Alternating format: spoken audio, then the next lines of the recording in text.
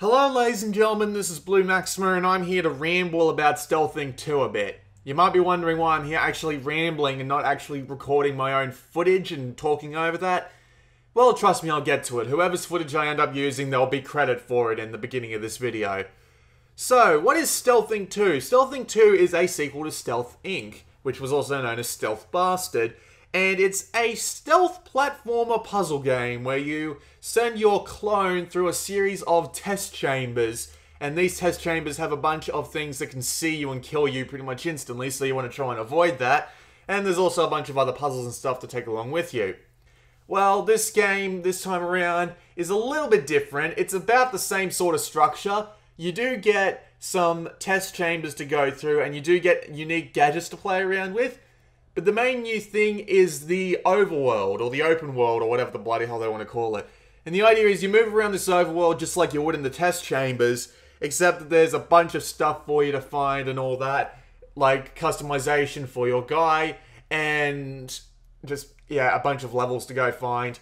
So the idea is you go through this open world, and this open world will take you through a series of puzzles, and you'll often meet up with some clone friends, and then you go into the test chambers, of which there's some in every section. And you do those, and when you do those, you will get to the opportunity to save clones, and sometimes they can actually be kind of hard to find, so you have to keep your eyes open. And then you just go through these stealth levels, platforming and avoiding all these dangerous obstacles. And unfortunately, the level design is actually kind of a bit of a pain, because some of the traps you can't possibly see coming, or at least the eagle-eye viewer might be able to see it coming, but even then they'll probably have trouble avoiding it the first time. Especially some levels where you end up going down through like an obstacle course of things, and sometimes it'll fake out on what it's going to do and you'll end up getting caught and getting killed, which is kind of annoying because you can't do single-shot playthroughs of a puzzle like that.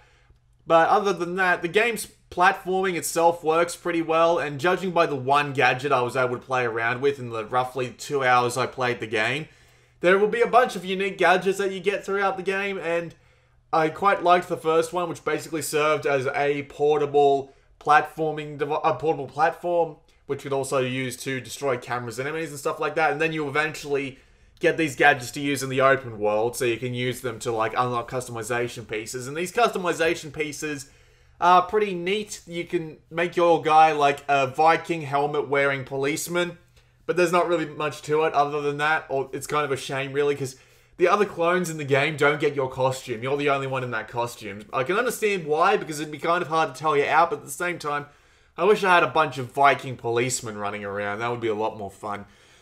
But the chambers are spread out in a series of 10 puzzles in 5 areas, so you get 50 test chambers. I think you need to beat all 8 chambers before the last 2 chambers of an area will unlock, but I didn't get around to doing that because, well, there's a reason for that.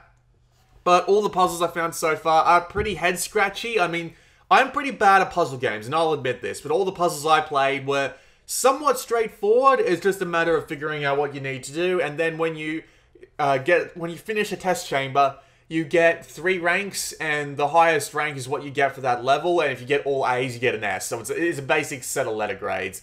And you can come back later to try and make it more perfect, or save more clones, or anything like that. Probably some sort of ending that has something to do with that. The whole story is a little bit strange as well, at least what I played of it. It's basically this scientist guy who ends up creating a lot of clones, and he's on the leaderboard for something I can't really figure out, and you need to try and get his score up before he'll let you out of his thing. And this scientist is actually the guy who plasters text on the wall behind you as a sort of, you know, funny ha-ha guy. So it's not as funny as it sounds, but there's often 1 or 2 moments where he'll catch you off guard and point and laugh at you, and it makes me laugh as well. But it's nothing amazing. I mean, if you've played Stealth Inc., you know pretty much exactly what Stealth Inc. 2 is at this point. They also added community levels, finally, so you can go online and actually, goddamn dogs, you can actually go online and download other people's levels. You can go online and download other people's levels, which is pretty neat, because you can finally get more levels than just the 50 the game comes packed in with. But I didn't actually get the opportunity to try these. I was focusing mainly on the campaign during my campaign play. There's a very good reason why I'm not actually showing my campaign footage, and my own footage at all, let alone my campaign footage. So, might as well tell you about that now, because these dogs aren't going to bloody shut up. So the idea is... Alright, drum cut there, because I just got up and shut my window. So, here's how things work. I got a press code from Curve Studios. I've been friends with them for a fair amount of time now, and I've been getting codes for every one of their games. So the idea was, I read this email and it said, you get a PlayStation 4 European code and it'll unlock the PS Vita and the PlayStation 3 versions. Now, I was a little bit wary of this, but I'm like, well, if I get the European version now, I won't have to do the North American version when it comes out. So I went for the European version because I have another Vita I can stick my European account onto. So I redeemed the code and it didn't unlock the PlayStation Vita version. So there's not really that much I could have done. So I waited until the North American version came out and I bought that. So as far as I'm concerned, that makes the review code basically null and void, so I don't have to do anything on it. But I mean, I spent money on it, so I thought I might as well get a video done on it anyway. So I played for 2 hours, and then I ended up, you know, checking out all the other games that week as well. So it was it's a pretty big week. I can't even remember what games it was. Element 4L or Elemental or whatever the bloody hell it's called. I know a lot of people gave me shit for that in my comment sections. And the other game that came out, which name really escapes me right now. I'm sorry about that. I know I liked it. It's escaping me right now.